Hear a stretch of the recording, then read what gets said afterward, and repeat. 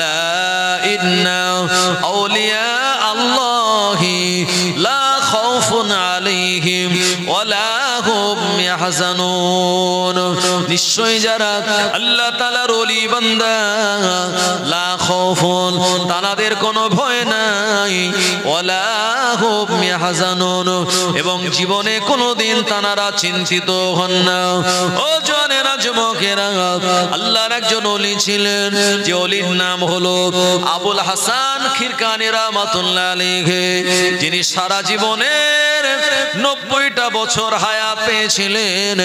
এই 90 বছর হায়াতের জিন্দেগিতে 70টা বছর জঙ্গলে জঙ্গলে আল্লাহর ইবাদত বান্দেগীর ভিতরে কাটিয়ে দিয়েছিলেন।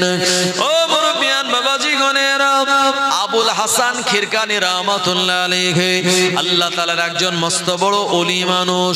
জঙ্গলে যখন 70টা বছর আল্লাহর ইবাদত বান্দেগী করে, ইবলিস শয়তান, যে আমাদের প্রধানতম শত্রু, ইবলিস শয়তান মনে মনে চিন্তা করে, আল্লাহর ওলি একটানা 70 বছর জঙ্গলে ইবাদত বান্দেগী করলো, মরণের পর আল্লাহ পাক তাকে দয়ার জান্নাত দিয়ে দেবে।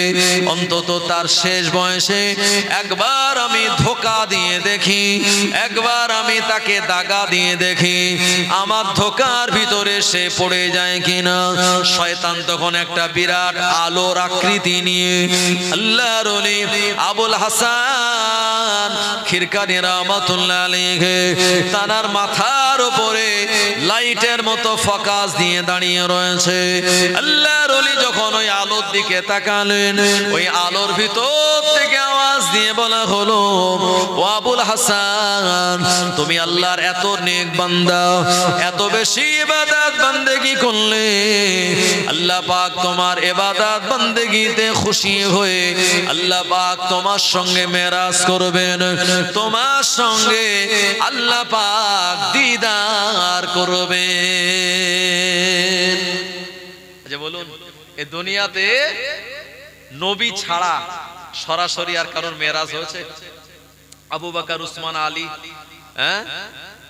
এরপরে হযরতে সাদ বিন আবি ওয়াক্কাস হবে, হযরতে আবু তালহা, হযরতে আবু উবাইদা, এত জালিল ও কদর সাহাবী দুনিয়ার জমিন থেকে যারা জান্নাতের সার্টিফিকেট পেয়েছিলেন, তারপরেও আল্লাহর সঙ্গে তাদের সরাসরি মেরাজ হয়নি। বড় বিষয় হুজুরে হয়েছিল, খাজা গরিবে নামাজের হয়েছিল।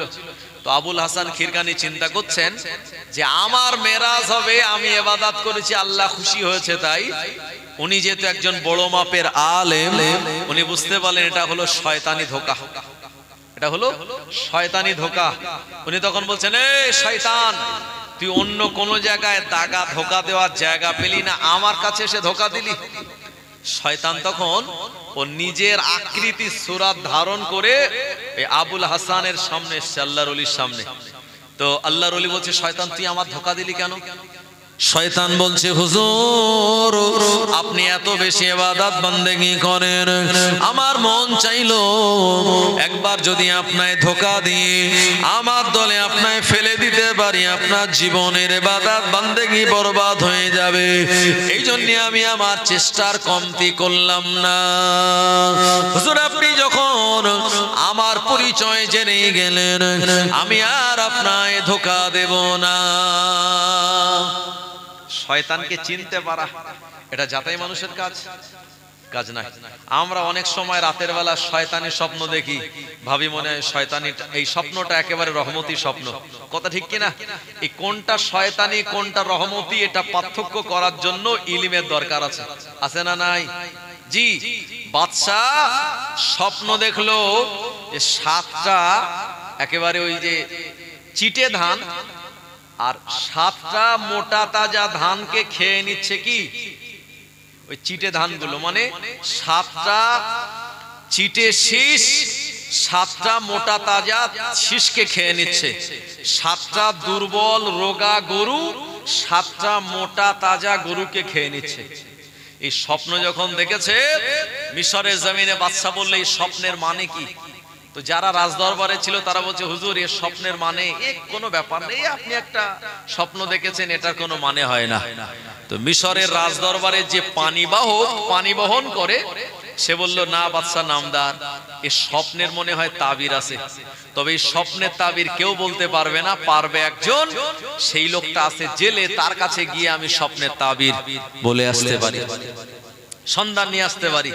বললো জেলে কে? বললো আল্লাহর একজন নেক বান্দা, নাম হলো তার ইউসুফ আলাইহিস সালাম। ওখানে গিয়ে স্বপ্নের কথাটা বললে নিশ্চিত এটা ভালো আপনার তাবির করে দেবে। বাদশা নামদার বলল, ও পানি বাহক, আরবিতে তাকে সাকি বলা হয়, যারা পানি বহন করে, পানি বাহক চলে গেল। এমন করে জুলেখার কুচক্রান্তে ইউসুফ আলাইহিস সালাম মিশরের জেলখানার ভিতরে তিনি আবদ্ধ। ওই জায়গায় পানি বাহক যখন পৌঁছে গিয়ে বলল, ও ইউসুফ, এ জামানার বাদশা এমন একটা স্বপ্ন দেখলো, 7টা দুর্বল গরু 7টা মোটা তাজা গরুকে খেয়ে নিচ্ছে, এটা তাবির কি হবে একবার আপনি বলে দিন। আল্লাহ তাআলার প্রিয় নবী ইয়াকুব আলাইহিস সালামের বেটা ইউসুফ আলাইহিস সালাম বললেন, এ পানি বাহক, ওই বাদশাকে গিয়ে শুনিয়ে দাও, এ স্বপ্নে তাবির হলো আগামী 7 বছর আল্লাহ আসমান থেকে পানি দেবে, জমিন থেকে ফসল হবে, বিরাট চাষ আবাদে অনেক লাভ হয়ে যাবে, আর পরের 7 বছর বিরাট এক দুর্ভিক্ষ হয়ে যাবে। ওই দুর্ভিক্ষর কবলে আসমান থেকে পানি হবে না, জমিন থেকে শস্য শ্যামল উৎপাদন হবে না। ওই 7 বছর অনেক মানুষ না খেয়ে মারা যাবে। এটাই হলো বাদশার স্বপ্নে তাবির। আল্লাহর নবী ইউসুফ আলাইহিস সালামের বলে দেওয়া এ স্বপ্ন যখন বাদশাকে শুনিয়ে দেয়া হলো, বাদশা তখন বলল, এত সুন্দর এর ব্যাখ্যা, তবে 7 বছর ফসল হবে আর তারপরে 7 বছর দুর্ভিক্ষ হবে। এই দুর্ভিক্ষের মোকাবেলা আমরা কিভাবে করব? এটা আমরা কোন জায়গা থেকে তার সন্ধান পাবো? ইউসুফ আলাইহিস সালামের কাছে আবারও যাওয়া হলো। এ সময় তিনি বললেন, এই 7 বছর আল্লাহ যে ফসল দেবে, এই ফসল মজুদ করার জন্য গম, জব, ভুট্টাকে এক জায়গায় গচ্ছিত করে রাখার জন্য বিরাট বড় বড় স্টোর বানাতে হবে, বিরাট বড় বড় ঘর বানাতে হবে, যে জায়গায় 7 বছরের উৎপাদিত ফসলগুলি জমা রাখা যাবে। পরের 7 বছর যখন দুর্ভিক্ষ হবে, এই ফসলগুলি দিয়ে জীবন পরিচালনা করা যাবে। নবী ইউসুফ আলাইহিস সালামের ব্যাখ্যাটা বাদশা নামদারের বড় পছন্দ হলো, এবং ইউসুফ নবী যে ব্যাখ্যা করে দিয়েছিল ওটা বাদশার জীবনের সঙ্গে, পরিবেশের সঙ্গে আর সব মিলে গিয়েছিল। জোরে বলুন সুবহানাল্লাহ। ও জওয়ানেরা, যুবকেরা, এজন্য স্বপ্ন যারা দেখে তারা নিজেরাই যদি তাবির করে অনেক সময় ভুল হয়। স্বপ্নে তাবির করবেন আপনি কোনো ভালো আলেমকে দিয়ে, কোনো হাফেজে কোরআনকে দিয়ে, কোন আল্লাহর ওলির কাছে যদি আপনি বলেন, সঠিক সত্য যে তাবির করে দেবে, আপনার আমার জীবনে তা ঘটে যেতে পারে। আর স্বপ্নের কথাটা কোন ভুলভাল লোকের কাছে আপনি যদি শুনিয়ে দেন, ওই চায়ের দোকানে বসে থাকা ওই ব্যক্তিরা যে ভুলভাল তাবির করে দেবে, ওটাও হয়তো আপনার জীবনে ঘটে যেতে পারে। আল্লাহর নবী বললেন, এ আমার উম্মতেরা, স্বপ্ন দেখার পর 3 দিন পর এই স্বপ্নটা যদি তোমাদের মনে থাকে, কোনো ভালো আলেমের কাছে, জ্ঞানী মানুষের কাছে শোনাবে। আর 3 দিন পর্যন্ত যদি স্বপ্নটা তোমাদের ভুল হয়ে যায়, তাহলে বুঝতে হবে এ স্বপ্নের সত্যতা অনেক অংশে কম।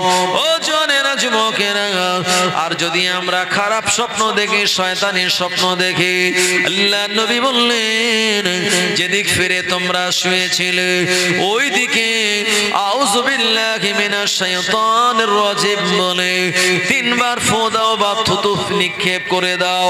ও জনেরা, যুবকেরা, এমনটা করলে পরে শয়তান ওখান থেকে বিদায় নিয়ে চলে যাবে, আমাদের খারাপ স্বপ্ন আর দেখাতে পারবে না। আল্লাহর হাবিব সাল্লাল্লাহু আলাইহি ওয়াসাল্লাম বললেন, তোমরা শোয়ার আগে অন্তত যদি 4 কুল পড়ে আর তোমরা হাতের উপরে ফু দিয়ে গোটা বডি মাথা থেকে আর পা পর্যন্ত বুলিয়ে নিতে পারো, শয়তান তোমাদের কাছে ধারে কাছে আসতে পারবে না। আয়াতুল কুরসি যদি আপনি ঘুমানোর আগে পড়ে নেন, তাহলে আল্লাহ একজন ফেরেশতা নিযুক্ত করে দেবেন, যে ফেরেশতা সারা রাত ধরে আপনার পাহারা দেবে। জোরে বলুন ভাই আমার। তো আবুল হাসান খিরকানির সামনে কে এসেছে? শয়তান। তো আবুল হাসান বলছেন যে তুই আমার ধোকা দিলি, তোর টার্গেট ছিল আমি যেন তোর দলের নাম লেখাই। এখন ধর আমি যদি তোর মুরিদ হই, যদি তোর ধোকায় পড়ে যেতাম, আল্লাহ আমায় বাঁচিয়েছে, যদি পড়ে যেতাম তুই আমাকে কি কি সবক দিতিস? শয়তান বলছে হুজুর শুনবেন? বলছে হ্যাঁ শুনবো। বললো শয়তান বলছে আমি সবক দিতাম, আমার 1 নম্বর সবক হলো জীবনে কোনোদিন আপনি আল্লাহর কাছে হাত তুলে মোনাজাত করবেন না। কারণ দুনিয়া জমিনে যারা হাত তুলে মোনাজাত করে জীবনের গুনাহ মাফের জন্য, আমার আল্লাহ তানাদের দোয়া কবুল করেন এবং তানাদের চোখের পানি কবুল করে আমার আল্লাহ তাদের জীবনের বড় বড় গুনাহগুলি মাফ করে দিতে পারেন। জোরে হবে না? পারেন কি পারেন না? পারেন। কিন্তু আজকে এক দল বেরিয়েছে, ইমাম সাহেব মোনাজাত করছে মুসল্লিদের নিয়ে, তারা মোনাজাত না করে হাত নামিয়ে বসে আছে। এরকম আছে না নাই? এ দলের নাম হলো লা মাযহাবি বা গায়ের মুকাল্লিদ। এদের ইমাম মানে যে ইমাম, বুঝতেই পাচ্ছেন বর্তমানে তারা কেউ একজন বলছে যে ওই যে বর্ধমানে বাড়ি, যে কিয়াম করা হারাম। জোরে বলো নাউজুবিল্লাহ।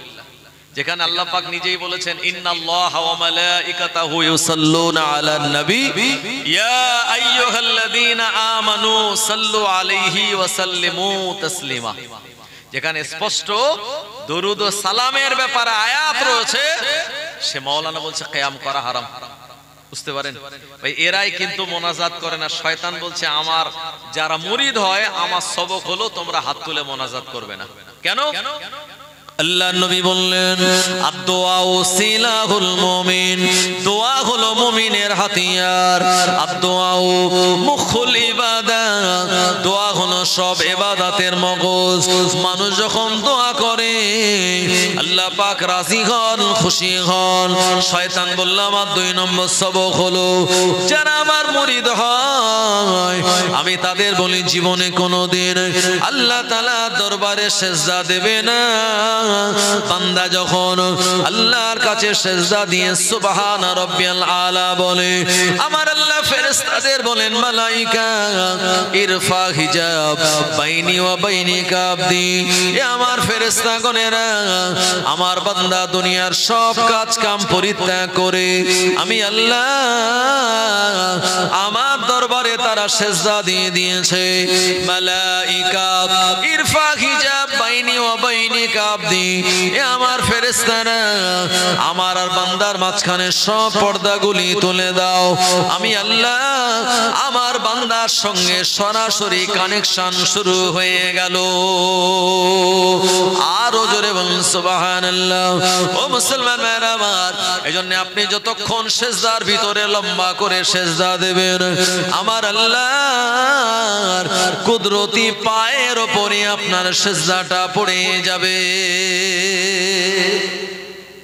ও জওয়ানেরা, যুবকেরা, আল্লাহর ওলি আবুল হাসান খিরকানি রাহমাতুল্লাহ আলাইহি বললেন, এ শয়তান তো 3 নম্বর সবক কি? শয়তান বলল, আমার 3 নম্বর সবক হলো আমি আমার যারা অনুসারী তাদেরকে বলি জবান দিয়ে মিথ্যা কথা বলো। আর মানুষ যখন মিথ্যা কথা জবান দিয়ে বলে এ সময় আল্লাহর ফেরেশতা ওই মিথ্যা কথার দুর্গন্ধে 2 মাইল তার থেকে দূরে চলে যায়। মিথ্যা কথা বলার দুর্গন্ধ দুনিয়ার কোনো মানুষেরা ঘ্রাণ নিতে পারে না, কিন্তু ফেরেশতারা সহ্য করতে পারে না। আবুল হাসান খিরকানি বললেন, 4 নম্বর সবক কি একবার আমায় বল। এ সময় শয়তান বলল, আমার যারা মুরিদ হয় আমি তাদের সবক দিয়ে বলি, তোদের উপরে যখন ফরজ গোসল করাটা ফরজ হয়ে যাবে, গোসল না করে নাপাকি অবস্থায় দুনিয়ার জমিনে ঘুরে ঘুরে বেড়াবি। শয়তান বলে, এ কাজ যারা করে, শয়তান বলল, আমি এদের বড় মহাব্বত করি, ভালোবাসি। ও মুসলমান আমার, যদি আপনার উপরে গোসল ফরজ হয়ে যায়, আপনি গোসল না করে জমিন যদি আপনি ঘুরে বেড়ান, আল্লাহর জমিন ওই বান্দা বান্দির জন্য বরদোয়া দিতে থাকে, গাছপালাগুলি বরদোয়া দিতে থাকে। ও মুসলমান আমার, রুজি রোজগারে বরকত পাওয়া যায় না, এমন করে অন্তর থেকে ঈমানের নূরটাও আল্লাহ পাক তুলে নেন। ও মুসলমান আমার, আবুল হাসান খিরকানি রাহমাতুল্লাহ আলাইহি শয়তানের এমন সবক শুনে এ সময় তিনি বললেন, লা হাওলা ওয়ালা কুওয়াতা ইল্লা বিল্লাহ, আল্লাহুম্মা ইন্নী হামাযাতি শাইতান, আল্লাহুম্মা ইন্নী নাউযু বিকা মিন শারারাতি শাইতান। এভাবে শয়তানের কুমন্ত্রণা থেকে আল্লাহ তাআলার দরবারে তিনি আশ্রয় চাইলেন। ও জানেনা যুবকেরা, এজন্য দুনিয়া জমিনে আমরা যারা আল্লাহর বান্দা, আমাদের পথভ্রষ্ট করার জন্য সদা সর্বদা শয়তান আমাদের পিছনে লেগে আছে। কিন্তু একটা সময় যখন আমাদের আপনার অন্য কোনো পথে পরিচালিত না করতে পারে, আমাদের নির্ধারিত যে আমালগুলি আমরা করে আসি, আল্লাহর নবীর হাদিস অনুযায়ী আমাদের সেই আমালের ভিতরে তারা সন্দেহ ঢুকিয়ে দেয়, আমাদের সেই ইবাদতের ভিতরে সন্দেহ ঢুকিয়ে দেয়, যাতে ইবাদত করে কোন রকম মজা আমাদের না মেলে। আমি যা বলেছি আপনারা বুঝতে পারছেন? আপনি বাপ দাদা 14 পুরুষ সবাই নামাজের পরে মোনাজাত করে আসছেন, আর এখন বলছেন নামাজের পরে মোনাজাত করা হলো বেদাত। আপনি সারা জীবন মাথায় টুপি দিয়ে আসছেন, নামাজ পড়ার সময় বলো নামাজ পড়ার সময় মাথায় টুপি দেওয়া লাগবে না। আপনি সারা জীবন এই 4 আঙ্গুল ফাঁক রেখে আপনি মানে 2 পা এক জায়গায় করে মাঝখানে 4 আঙ্গুল ফাঁকা থাকে, বা 1 বিঘত সমপরিমাণ ফাঁকা রেখে আমরা নামাজে দাঁড়াই, আর আজকে তারা 2 দিকে পাটা অনেক ফাঁক করে দাঁড়াচ্ছে, তাই না? ইমাম সাহেব যখন সূরা ফাতিহা তেলাওয়াত করে, যখন ওয়ালাদ-দাল্লিন বলে, আমরা আস্তে আস্তে আমিন বলি। আজকে তারা খুব জোরে জোরে আমিন বলছে। আপনি সারা জীবন আপনি নাভির নিচে হাত বেঁধে এসেছেন, আজকে তারা বলছে না, নাভির নিচে নয়, মেয়েদের মতো বুকে হাত বাঁধতে হবে। বলছে কি বলে না? এই যে আপনার শত শত বছর ধরে করা ইবাদত বান্দেগীর ভিতরে সন্দেহ ঢুকিয়ে দিচ্ছে, যাতে আপনার আমার ইবাদত বান্দেগীর ভিতরে মজার স্বাদ না পাওয়া যায়। ভাই খুব ভালো করে বুঝবেন, আল্লাহর নবী শুনিয়েছেন আখিরি জামানায় এমন কিছু মানুষের আবির্ভাব হবে যারা এমন কথা বলবে তোমরা বাপ দাদা 14 পুরুষ কেউ শোনোনি। এই যে পাকিস্তানের মুলতানে একজন লোক বেরিয়েছে, লোকটা বলছে আমি হলাম ইমাম মাহাদি। জোরে বলুন নাউজুবিল্লাহ। দেখেছেন লোকটা প্যান্ট শার্ট পরা, ক্লিন শেভ দাড়ি তার, এবং সবথেকে অবাক বিষয়, সে যখন নিজেকে ইমাম মাহাদি বলে দাবি করছে, পাকিস্তানের মুলতানের মানুষের উচিত ছিল তার কাছে প্রমাণ চাওয়া, যে তুমি যে ইমাম মাহাদি তার প্রমাণ কি। তো প্রমাণ না আছে, বরঞ্চ তার সমর্থনে কিছু লোক বলছে না এই লোকটার নাকটা উঁচু, আল্লাহর নবী বলেছেন ইমাম মাহদি যে হবে নাক উঁচু হবে। এই লোকটার ভুরু দুটো জোড়া, নবী বলেছেন যে ইমাম মাহদি হবে তার ভুরুটা জোড়া হবে। সুতরাং তার সঙ্গে এই কিছু জিনিস মিলে যাচ্ছে, মানে ইমাম মাহদি তিনি। আর তার পিছনে মানুষেরা নামাজ পড়ার জন্য দাঁড়িয়ে গেছে। জোরে বলেন নাউজুবিল্লাহ। তাহলে বোঝা গেল যে এ জামানার কিছু মানুষ আছে কোন কথা শুনলেই যাচাই বাছাই না করে আমরা সেটা বিশ্বাস করে নেই। আর শয়তান ঠিক এই জায়গাটায় খুব ভালো করে ক্যাচ করে নেয়। ইমাম মাহদি কে হবেন? ইমাম মাহদি যিনি হবেন, আল্লাহর নবী বললেন মাহাদি মিন্নি, মাহাদি আমার বংশ থেকে দুনিয়া জমিনে আসবেন। ও জওয়ানেরা, কারবালার ময়দানে ইমাম হোসাইনের আওলাদ আলী আকবরকে শহীদ করে দেওয়া হলো, আলী আসগরকে শহীদ করে দেওয়া হলো। আল্লাহর নবীর আওলাদ ইমাম হোসাইন রাদিয়াল্লাহু আনহুর অন্যতম একজন পুত্র সন্তান, যার নাম হলো জাইনুল আবেদিন। জাইনুল আবেদিন অসুস্থ ছিল। কারবালার ময়দানে ইমাম হোসাইনকে শহীদ করার পরে ইয়াজিদের দরবারে গ্রেফতার করে যেদিন নিয়ে যাওয়া হয়েছিল, জাইনুল আবেদিনকে দেখে ইয়াজিদ বলল এই ছেলেটাকে, এ সময় বলল ইনি হলেন আওলাদে রাসূল, ইমাম হোসাইনের আওলাদ। ইয়াজিদ বলল না না না, নবী বংশের কাউকে বাঁচিয়ে রাখা যাবে না, সবাইকে আমি মেরে ফেলবো। সেই দিন ইয়াজিদের যারা প্রজা ছিল, ইয়াজিদের রাজ দরবারে যারা সমর্থক ছিল, এরা বলেছিল না না না, জাইনুল আবেদিন অসুস্থ, আপনি যদি আজকে তাকে মেরে দেন, একদিকে আপনাকে সবাই কাপুরুষ বলে ডাক দেবে, বলবে ইয়াজিদ এত বড় কাপুরুষ, আর আওলাদে রাসূলকে নিজের দরবারে ডেকে নিয়ে জনমের মতো তাকে শহীদ করে দিয়েছে। ও জওয়ানেরা, যুবকেরা, সেদিন জাইনুল আবেদিনকে শহীদ করতে পারেনি, আল্লাহ পাক তার হায়াত দিয়েছিল। পরবর্তীতে মদিনা জমিনে যাওয়ার পর বিবাহ শাদী করে আল্লাহ পাক ওই ঘরে এমন আওলাদ দিয়েছিলেন, ওই নবী বংশের আওলাদ জাইনুল আবেদিন থেকে কিয়ামত পর্যন্ত আল্লাহ পাক নবী বংশকে জারি রেখে দেবেন। জোরে বলুন সুবহানাল্লাহ। ও জওয়ানেরা, ইমাম মাহদি যিনি হবেন পাকিস্তানের নয়, ইমাম মাহদি যিনি হবেন আল্লাহর নবীর হাদিসে বর্ণিত মদিনার পূর্ব দিকে এমন একটা জায়গা যেখানকার মানুষেরা আলেম, তারা দিনদার, পরহেজগার, আল্লাহওয়ালা, ওই মহল্লার ভিতরে আল্লাহ কোন এক পরিবারে ইমাম মাহদিকে পাঠিয়ে দেবেন। জানার আব্বা জানের নাম হবে আব্দুল্লাহ, জানার মায়ের নাম হবে আমিনা, ইমাম মাহদির নিজের নাম হবে মোহাম্মদ, তার নাম রাখা হবে মোহাম্মদ ইবনে আব্দুল্লাহ বলে। ইমাম মাহদি তিনি যখন সাবালক হবেন, এমন করে ইমাম মাহদি যখন হালকা হালকা তানার দাড়ি গজাবে, এ সময় আল্লাহর কাবা বাইতুল্লাহ তাওয়াফ করার জন্য মদিনার পূর্ব দিক থেকে আল্লাহর কাবা বাইতুল্লাহ হাজির হয়ে যাবে। জোরে বলেন সুবহানাল্লাহ। ও মুরব্বিয়ানেরা, একদল মানুষেরা এই দুনিয়ার ফিতনা ফাসাদ থেকে বাঁচার জন্য আল্লাহর কাবা বাইতুল্লাহ গিয়ে অবস্থান করবে। ইমাম মাহদিকে পেয়ে তানার হাতে হাত দিয়ে বায়াত গ্রহণ করবে, এই রকম নিয়াত করে ওই জায়গায় অবস্থান করবে।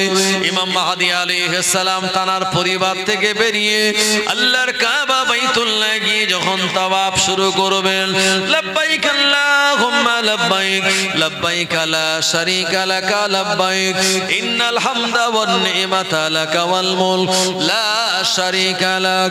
এ তালবিয়ার আওয়াজ আওয়াজ শুনে তৎকালীন ও জামানায় আল্লাহর হাজী বান্দারা বলবেন, ইনি আর অন্য কেউ নয়, ইনি তো হলেন ইমাম মাহদী।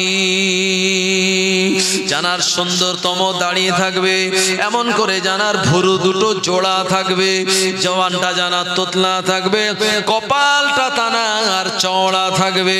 এ সময় মানুষরা বলবেন, আল্লাহর বান্দা মা ইসমুকা, আপনার নাম কি? ইমাম মাহদী বলবেন, আব্দুল্লাহ, আমি হলাম আল্লাহর বান্দা। বলবেন, না না না, আল্লাহর বান্দা তো আমরা সবাই, আপনার প্রকৃত নাম কি আপনি একবার বলুন। ইমাম মাহদী আলাইহিস সালাম নিজের নাম তিনি প্রকাশ করতে চাইবেন না। জনগণেরা বারবার যখন জিজ্ঞাসা করবেন, ওই সময় তানার নামটা প্রকাশ হয়ে যাবে। উনি বলবেন, আনা মুহাম্মদ ইবনে আব্দুল্লাহ। জোরে বলুন সুবহানাল্লাহ। জনগণ তানাকে জোর করে চিনে নেবে, খুঁজে নেবে। আর পাকিস্তানে যে বেরিয়েছে সে বলছে যে আমি নিজে ইমাম মাহদী, নিজের নাম নিজেই প্রচার করছে। ভাই আমার, এজন্য আমাদের সাবধান থাকতে হবে। আল্লাহর হাবিব বলেছেন, আখেরি জামানায় সকালবেলা মানুষেরা মোমেন হবে, সন্ধ্যাবেলা কাফের হবে। অয়ুসবিহু মুমিনান অয়ুমসি কাফিরান, অয়ুমসি মুমিনান, সন্ধ্যাবেলা মোমেন হবে, অয়ুসবিহু কাফিরান, আবার সকালবেলা কাফের হবে। ইয়াবিউদ্দিনাহু বিআরাজিম মিনাদ দুনিয়া, অল্প কিছু পার্থিব সম্পদের বিনিময়ে তারা দ্বীন ইসলামকে বিক্রি করে দেবে। ভাই আমার, সে জামানা চলে এসেছে আজকে। আল্লাহ পাক আমাদের সবাইয়ের ঈমানকে হেফাজত করুক। জোরে বলেন আল্লাহুম্মা আমিন। ভাই ও বাবাজি গণেরা, ইমাম মাহদী আলাইহিস সালামকে পাওয়ার পর তানারা দলে দলে দলে দলে তানার হাতে বায়াত হবেন। আর যদি ইমাম মাহদীকে আমরা পেয়ে যাই কোনো সময়, আমাদের উচিত হবে সবকিছু ছেড়ে দিয়ে ইমাম মাহদী আলাইহিস সালামের বায়াত গ্রহণ করা। আর তানার বায়াত গ্রহণ করে তানার পথ অনুযায়ী চললে ওটাই হলো জান্নাতি পথ। জোরে বলুন সুবহানাল্লাহ। ভাই ও বাবাজি গণেরা, ইমাম মাহদী আলাইহিস সালাম এবং ঈসা আলাইহিস সালাম একই সময় এই দুনিয়ার জমিনে আগমন করবেন। মিশকাত শরীফে হাদিসের ভিতরে বর্ণিত, ইমাম মাহদীকে পাওয়ার পর মানুষেরা তানার পিছনে পিছনে চলবেন এবং তিনি যেখানে যেতে বলবেন আল্লাহর বান্দা বান্দিরা সেখানে যাবেন। একটা সময় তিনি আল্লাহর নেক কিছু বান্দাদের নিয়ে সিরিয়ার দামেস্কের একটা মসজিদে সেখানে আসরের সময় গিয়ে হাজির হয়ে যাবেন। ভাই আমার, আসরের নামাজ খুব গুরুত্বপূর্ণ নামাজ। আল্লাহর নবী বলেছেন, মান তারাকা সলাতিল আসরি ফাকাদ হাবিতাত আমালুহু, যে ব্যক্তির আসরের নামাজ ছেড়ে গেল ওই ব্যক্তির সারা দিনের আমাল যেন সব বরবাদ হয়ে গেল। এইজন্য এই সময় ফেরেশতারা ডিউটি চেঞ্জ করে, তারা অল্টারনেট করে। ভাই আমার, এইজন্য আসরের নামাজ খুব অল্প সময়ের নামাজ। এই নামাজ পড়লে পরে আল্লাহ আমাদের মুনাফিক থেকে হেফাজত করবেন। জোরে বলুন সুবহানাল্লাহ। ভাই আমার, এ সময় আসরের নামাজের ইমামতি করার জন্য তিনি অপেক্ষা করবেন, কিন্তু নামাজ পড়াবেন না। কেন? জনগণকে বললেন, বাবা একটু অপেক্ষা করো, আল্লাহর একজন নেক বান্দা আসবেন, উনি আসলেই আমি তোমাদেরকে নামাজ আদায় করাবো। ইনি থাকবেন সিরিয়ায়। আর এর আগে দাজ্জাল দুনিয়ার জমিন আবির্ভাব হয়ে যাবে। এই দাজ্জাল এ হলো একরকম মাসিহ, মানে ইহুদি যারা, ইসরায়েলের ইহুদি যারা, এরা দাজ্জালকে ত্রাণকর্তা বলে মনে করে সেই দাজ্জালকে অনুসরণ করার জন্য ইহুদিরা কিন্তু পুরো রেডি। আজকে বাইতুল মুকাদ্দাসকে পাওয়ার জন্য ওরা গাজা শহরের উপরে যে বোম্বিং করছে, আজকে ইসরায়েলের সামরিক বাহিনী বুঝতে পেরেছে হামাস কত বড় স্পেশাল যোদ্ধা, যে এই ইসরায়েলের বাহিনীদের একদম নাস্তানাবুদ করে দিয়েছে। আজকে ইসরায়েলের অনেক সেনাবাহিনী তারা যুদ্ধে যেতে চাচ্ছে না, নিজের দেশ ছেড়ে পালিয়ে চলে যাচ্ছে। এই হামাস প্রথমে তারা ভেবেছিল যে অল্প কোনো ব্যাপার, আমরা হামাসকে নাস্তানাবুদ করে দেব, কিন্তু দেখা যাচ্ছে যে হামাস আজকে যে মোকাবেলা দিয়েছে গোটা ওয়ার্ল্ড আজকে তাকিয়ে তাকিয়ে দেখছে। জওয়ানেরা, যুবকেরা, এ সময় দাজ্জাল দুনিয়া জমিনে আবির্ভাব হয়ে যাবে, মানুষের ঈমান লুট করতে থাকবে। দাজ্জাল বলবে আনা আল্লাহ, আমি হলাম আল্লাহ, আমি হলাম খোদা। জোরে বলুন নাউজুবিল্লাহ। কিন্তু ঈমানদার যারা, এরা দেখতে পাবে প্রকাশ্য ভাবে দাজ্জালের কপালের উপরে লেখা থাকবে কাফের। কাফের বলে ঈমানদারেরা বলবেন না না না, তুই তো আসলে দাজ্জাল, তোর কপালে এমন চিহ্ন লেখা রয়েছে। আল্লাহর নবী বললেন দাজ্জালের একটা চোখ হবে, তার মাথার চুলটা কোঁকড়ানো হবে, গায়ের চামড়াটা প্রচন্ড কালো হবে। দাজ্জালের এক হাতে জান্নাত আর এক হাতে জাহান্নাম থাকবে। দাজ্জাল গোটা দুনিয়া জমিনে টোটাল 40 দিন অবস্থান করবেন। আল্লাহর নবী বললেন বাবা সাহাবীরা, দাজ্জাল যখন দুনিয়া জমিনে আগমন করবে, আগমন করার পর এ দুনিয়াটার দিন এমনি স্বাভাবিক থাকবে না। দাজ্জালের প্রথম দিন হবে আপনার একদিন হবে আপনার 1 বছরের সমান, দ্বিতীয় দিন হবে 1 মাসের সমান, আর তৃতীয় দিন হবে 1 সপ্তাহের সমান। বাকি 37 দিন এমনি সাধারণ দিনের মতো হবে। আল্লাহর নবী সাহাবীরা বললেন ইয়া রাসূলুল্লাহ, হাবিবাল্লাহ, একদিন যদি 1 বছরের মতো লম্বা হয়, আমরা কি 5 ওয়াক্ত নামাজ কিভাবে আদায় করব? আমরা কি গোটা 1 বছরে 5 ওয়াক্ত পড়ব, নাকি সময় হিসাব করে নিয়ে পড়ব? আল্লাহর নবী বললেন সাহাবীরা, সময় হিসাব করে নিয়ে তোমরা নামাজ আদায় করবে। ও জওয়ানেরা, যুবকেরা, এ সময় দেখা যাবে দাজ্জাল যখন মানুষের ঈমান লুট করতে থাকবে, আল্লাহ ভোলা মানুষকে করিয়ে দেবে। আমার আল্লাহ বড় দয়াময়। আল্লাহ পাক তানার ঈমানদার বান্দা বান্দীদের ঈমান বাঁচানোর তাগিদে ঈসা রুহুল্লাহকে আসমান থেকে ওই সিরিয়ার দামেস্কে শ্বেত মিনারের উপরে 2 জন ফেরেশতার ডানার উপরে ভর দিয়ে নামিয়ে দেবেন। জোরে বলুন সুবহানাল্লাহ। ও মুরব্বি